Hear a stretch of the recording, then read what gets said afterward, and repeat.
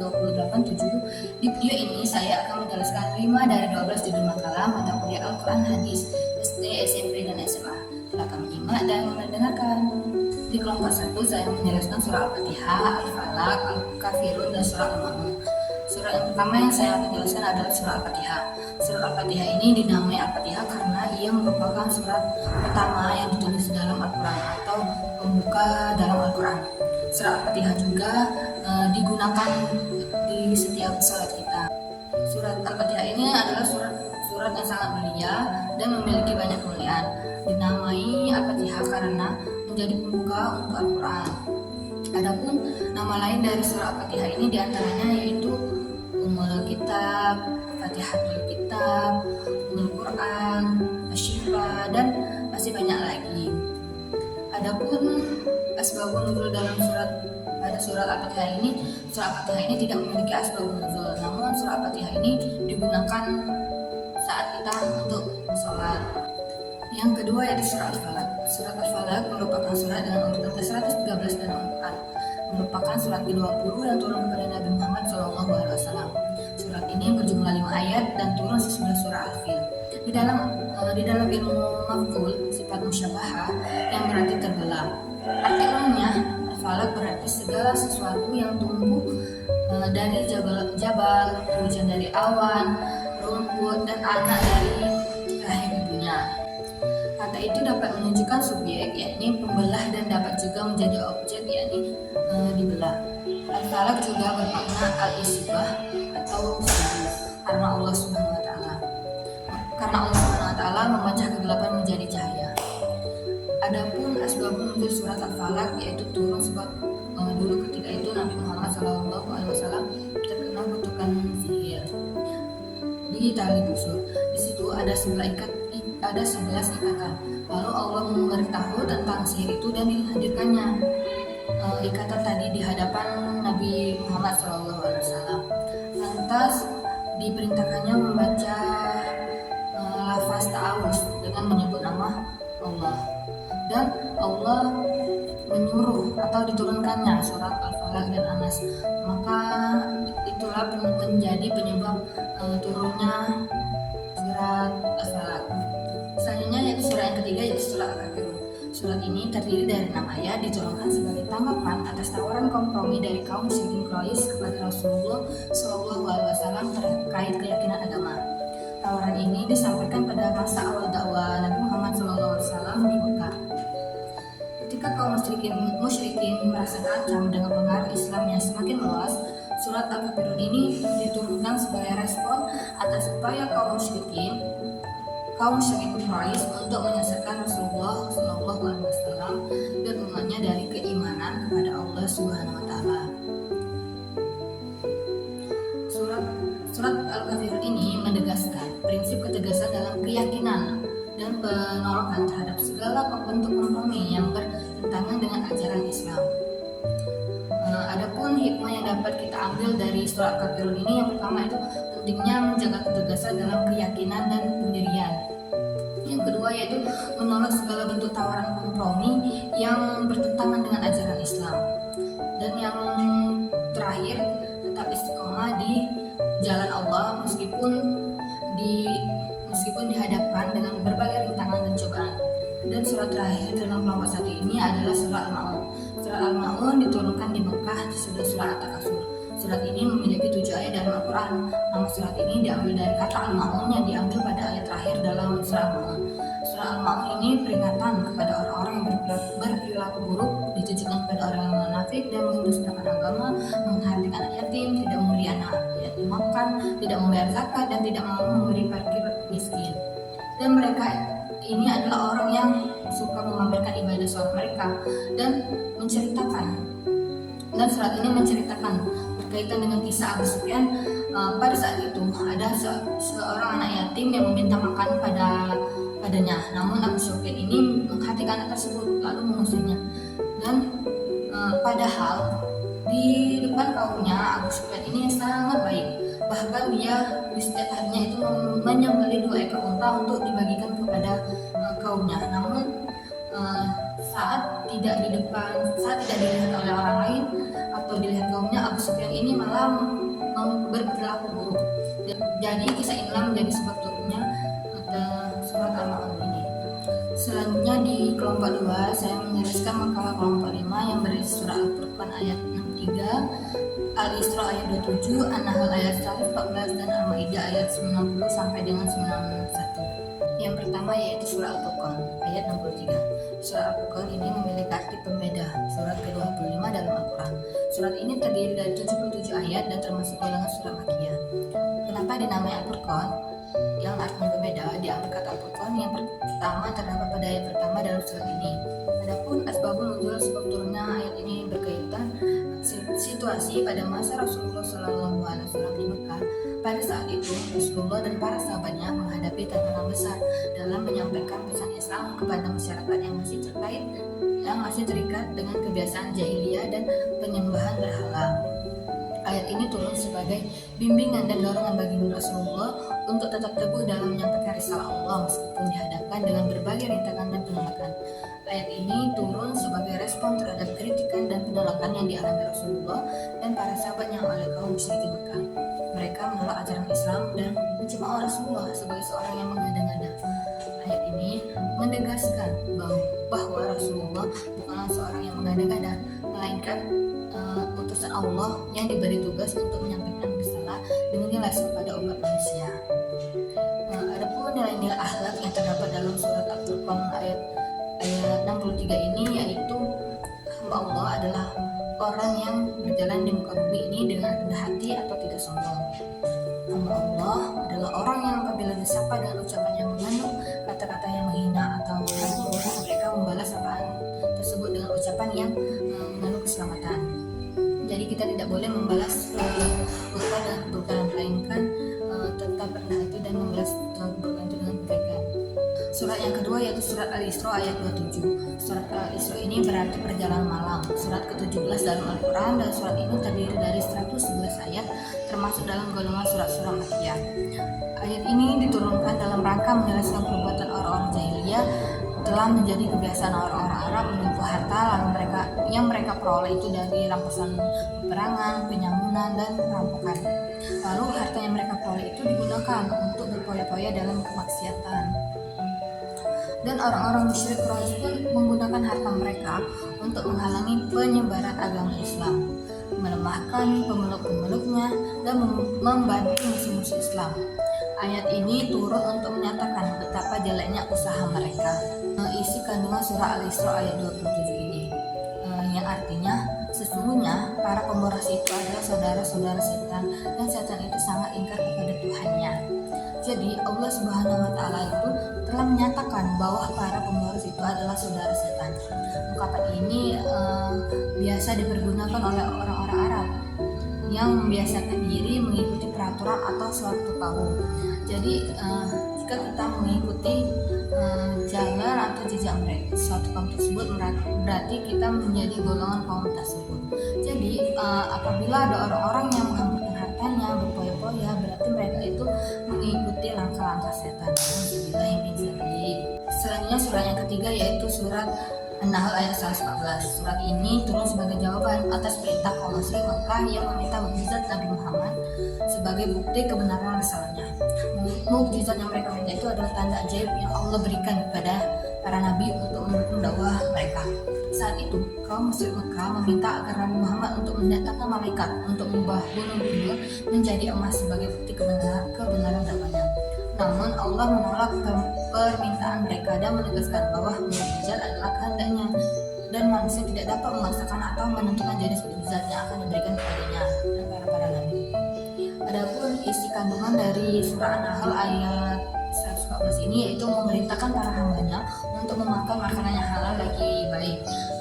Makanannya dikonsumsi seorang kaum Muslim hendaklah memenuhi dua kriteria yaitu halal dan thayyib atau baik. Halal adalah makanan yang tidak diharapkan oleh Allah, thayyib adalah makanan yang pantas untuk dikonsumsi dan baik untuk kesehatan. Adapun makanannya halal dan baik merupakan rezeki dari nikmat Allah Subhanahu wa Ta'ala. Allah memberikan hamba-hambanya untuk bersyukur atas nikmat-nikmatnya dan khususnya makanan yang halal dan baik yang Allah sediakan di bumi ini. Syukur merupakan bukti implementasi tauhid, menegaskan bahwa Allah menyembah dan beribadah hanya kepadanya. Dan merupakan pokok utama ajaran Islam. Yang kedua yaitu surat Al-Isra ayat 27. Surat Al-Isra ini berarti perjalanan malam. Adapun surat Al-Isra ini adalah surat ke-17 dalam Al-Quran. Surat ini terdiri dari 111 ayat dan termasuk dalam golongan surah Makkiyah.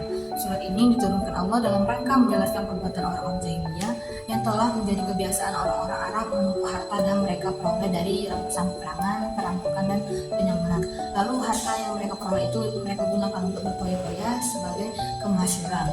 Orang-orang musyrik Quraisy pun menggunakan harta mereka untuk menghalangi penyebaran agama Islam, melemahkan pemeluk-pemeluknya, dan membantu musuh-musuh Islam. Ayat ini turun untuk menyatakan betapa jalannya usaha mereka. Selanjutnya di kelompok 3 ini saya menjelaskan makalah kelompok 7 yaitu surat Al-Anfal ayat 72 dan surat Al-Hujurat ayat 12. Surat Al-Anfal ini merupakan surat ke-8 dalam Al-Quran yang terdiri dari 75 ayat. Salah satu ayatnya yaitu surat Al-Anfal ayat 72 ini yaitu membahas tentang membagi golongan umat muslim menjadi 3 golongan. Golongan pertama yaitu golongan yang memperoleh derajat tertinggi dan mulia di sisi Allah, yaitu kaum muhajirin. Kaum muhajirin ini yang pertama berhijrah bersama Nabi Muhammad SAW ke Madinah, dan orang-orang yang menyusul berhijrah kemudian yaitu berhijrah sebelum terjadinya perang Badar. Golongan yang kedua yaitu kaum Ansor di Madinah yang memeluk agama Islam, beriman kepada Nabi Muhammad, dan mereka berjanji kepada Nabi dan kaum muhajirin akan bersama-sama berjuang di jalan Allah. Mereka bersedia menanggung segala resiko dan duka perjuangan. Untuk mereka siap berkorban dengan harta dan jiwa. Nabi SAW menanamkan rasa ukhuwah Islamiyah antara kedua golongan tersebut, sehingga kaum Ansor memandang kaum muhajirin sebagai saudara keturunannya. Masing-masing golongan dapat mewarisi. Golongan terakhir yaitu golongan kaum muslimin yang tidak berhijrah ke Madinah. Mereka tetap saja tinggal di negeri yang dikuasai oleh kaum musyrikin, seperti orang mukmin yang berada di Mekah dan beberapa tempat di sekitar kota Madinah. Mereka tidak dapat disamakan dengan kedua golongan tersebut karena mereka tidak berada di kalangan masyarakat Islam, tetapi berada di kalangan masyarakat musyrikin. Adapun asbabun nuzul, sebab turunnya surat Al-Anfal ayat ini berisi tentang sebuah peristiwa yang berkenaan dengan perselisihan sesama sahabat mengenai pembagian harta rampasan perang. Orang-orang muda yang menuntut agar mereka dilebihkan karena mereka yang maju di peperangan medan tempur yang berlangsung secara berhadapan dengan musuh. Orang tua berkata, mereka yang lebih berhak mendapatkan harta yang lebih banyak karena mereka yang bertahan di belakang kaum muda, berdiri di bawah bendera. Karena perselisihan itulah Allah mengambil semuanya dari mereka dan menerangkan bahwa tidak ada seorang di antara mereka yang berhak menerima harta rampasan tersebut, karena yang berhak itu hanyalah Allah dan Rasulnya. Surat yang kedua yaitu surat Al-Hujurat ayat 12. Surat Al-Hujurat secara khusus menyoroti etika dan moral dalam interaksi sosial. Ayat ke-12 ini memuat pelarangan tegas terhadap 3 perilaku destruktif yang dapat merusak hubungan antar manusia: berprasangka buruk, mengintai kesalahan orang lain, dan ghibah atau bergosip tentang keburukan orang lain. Dalam menggarisbawahi larangan berprasangka buruk ini, ayat ini menekankan pentingnya memelihara pikiran dari segala prasangka yang tidak berdasar, yaitu untuk menghindari konflik dan kesalahpahaman. Adapun asbabun nuzul surat Al-Hujurat ayat 12 ini disebabkan oleh Asy-Syafi'i berdasarkan riwayat Ibnu Munzir adalah terkait dengan peristiwa seorang sahabat Nabi bernama Salman setelah makan langsung tidur dengan mendengkur. Pada saat yang bersamaan seorang sahabat mengetahui peristiwa tersebut, lalu dia menceritakan kepada orang-orang lain. Kemudian ayat 12 dalam surah Al-Hujurat ini turun sebagai larangan bagi umat Islam untuk mengumpat, menggunjing, dan menyebarkan aib orang lain. Selanjutnya di kelompok 4 saya akan menjelaskan makalah kelompok 8 yaitu surat Al-Isra ayat 32 dan surat An-Nur ayat 2. Yang pertama yaitu surat Al-Isra ayat 32. Surat Al-Isra merupakan salah satu ayat Al-Quran yang mengatur tentang larangan zina. Penyebutan asbabun nuzul sebab turunnya ayat ini diperkirakan memiliki dua riwayat utama yang memberikan pemahaman mendalam tentang konteks dan latar belakang turunnya ayat tersebut. Ayat Al-Isra turun sebagai jawaban atas pertanyaan seorang sahabat Nabi SAW tentang batas-batas zina. Dalam konteks ini, sahabat tersebut mungkin meminta kejelasan tentang hukum zina dalam Islam, termasuk batasan-batasan yang diatur oleh syariat. Hal ini menunjukkan bahwa pada saat itu masyarakat muslim masih membutuhkan pengajaran dan penjelasan lebih lanjut mengenai prinsip-prinsip moral dan hukum Islam terkait perilaku seksual. Ayat Al-Isra turun ketika masyarakat Arab pada masa itu terbiasa melakukan zina dan menganggapnya sebagai hal yang wajar. Dalam konteks sosial yang menjadikan zina sebagai norma, turunnya ayat ini menjadi penting untuk menegaskan bahwa zina adalah perbuatan terlarang dalam Islam dan bahwa individu harus mematuhi aturan-aturan moral yang ditetapkan oleh agama. Hal ini juga menyoroti pentingnya menjaga kehormatan dan kebersihan diri serta mengendalikan hawa nafsu. Dalam Islam, hubungan seksual diatur dalam ikatan pernikahan yang sah dan zina dianggap sebagai pelanggaran serius terhadap ikatan tersebut yang dapat merusak struktur dan sosial dan moral. Selanjutnya yaitu surat An-Nur ayat 2 berisi tentang hukuman bagi pelaku zina. Artinya, perempuan yang berzina dan laki-laki yang berzina maka deralah tiap-tiap seorang dari keduanya 100 kali darah, dan janganlah belas kasihan kepada keduanya, mencegah kamu untuk menjalankan agama Allah. Jika kamu beriman kepada Allah dan hari kiamat, dan hendaklah pelaksanaan hukuman mereka disaksikan oleh sekumpulan orang-orang yang beriman. Nah, jadi di dalam ayat ini Al-Quran mengatur hukuman bagi pelaku zina, baik yang telah menikah maupun yang belum menikah. Dalam ayat ini terdapat dua bagian utama yang mengatur hukuman bagi kedua kelompok tersebut. Turunnya ayat An-Nur ayat 2 ini merupakan respon terhadap kasus zina yang menggemparkan masyarakat Madinah pada saat itu. Kejadian tersebut menimbulkan kekhawatiran dan kegelisahan di kalangan umat muslim karena zina merupakan perbuatan yang sangat keji, yang dilarang sangat serius dalam ajaran Islam, berpotensi merusak kestabilan sosial serta moralitas masyarakat. Jadi ayat ini menjelaskan tentang hukuman. Kalau ayat surat Al-Isra 32 tadi larangan untuk berzina, kalau surat An-Nur ayat 2 ini tentang hukuman bagi orang yang pelaku zina. Selanjutnya di kelompok terakhir yaitu kelompok 5, saya akan menjelaskan makalah kelompok 12 yaitu surat Al-Luqman ayat 13 dan 14 dan surat Al-Hujurat ayat 10.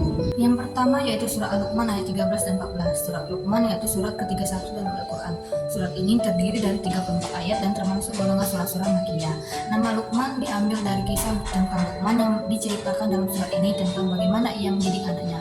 Karena itulah hal pertama yang dia pesankan kepada anaknya adalah agar dia menyembah Allah semata, tidak mempersekutukannya dan dengan sesuatu apapun. Al-Quran menyebutkan cerita Luqman ketika dia memberikan pelajaran dan pendidikan kepada anaknya dengan berbagai nasihat yang amat dalam dan patut menjadi teladan. Di antaranya berkenaan dengan ketuhanan dan budi pekerti. Apa yang disampaikan Luqman itu patut menjadi contoh dalam menunaikan kewajiban seorang bapak terhadap pendidikan anaknya.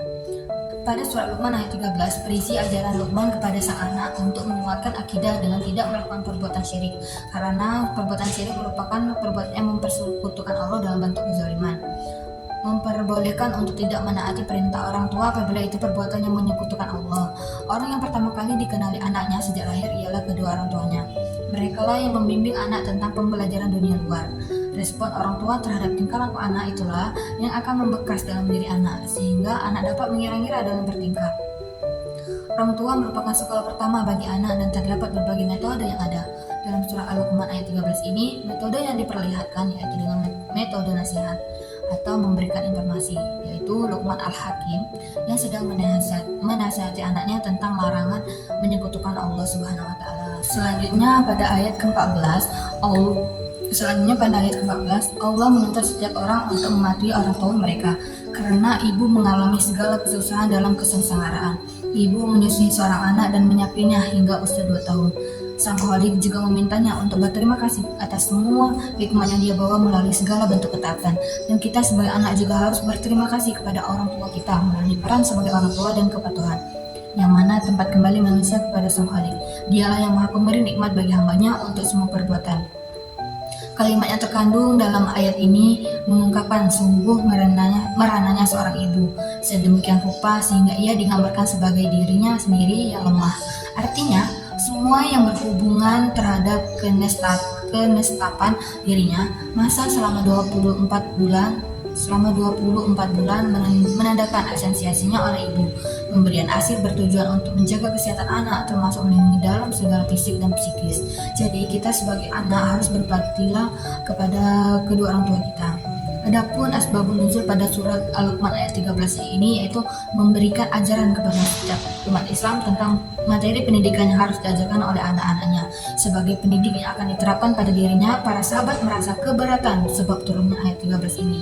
Kemudian mereka mendatangi Rasulullah SAW dan berkata, "Ya Rasulullah, siapa di antara kami yang bisa memerangi iman pada kejahatan?" Lalu Rasulullah menjawab, "Tidak seperti itu. Pernahkah kamu mendengar tentang Luqman Hakim berkata kepada anaknya, putraku, janganlah bersekutu dengan Allah Subhanahu wa taala, karena mempersekutukan Allah adalah kezaliman yang besar." Nah, jadi turunlah ayat ke-13 dan ke-14 ini. Selanjutnya yaitu surah yang terakhir, yaitu surah Al-Hujurat ayat 10. Artinya, sesungguhnya orang-orang mukmin itu bersaudara. Karena itu damaikanlah saudaramu yang berselisih dan bertakwalah kepada Allah agar kamu mendapatkan rahmat. Isi kandungan dalam surat ini yaitu Allah berfirman, "Innama al-mu'minun ikhwah." Sesungguhnya orang-orang mukmin itu bersaudara. Siapapun asalkan mukmin adalah bersaudara, sebab dasar ukhuwah persaudaraan adalah kesamaan akidah. Ayat ini menghendaki ukhuwah kaum mukmin harus benar-benar kuat dan lebih kuat daripada persaudaraan karena nasab.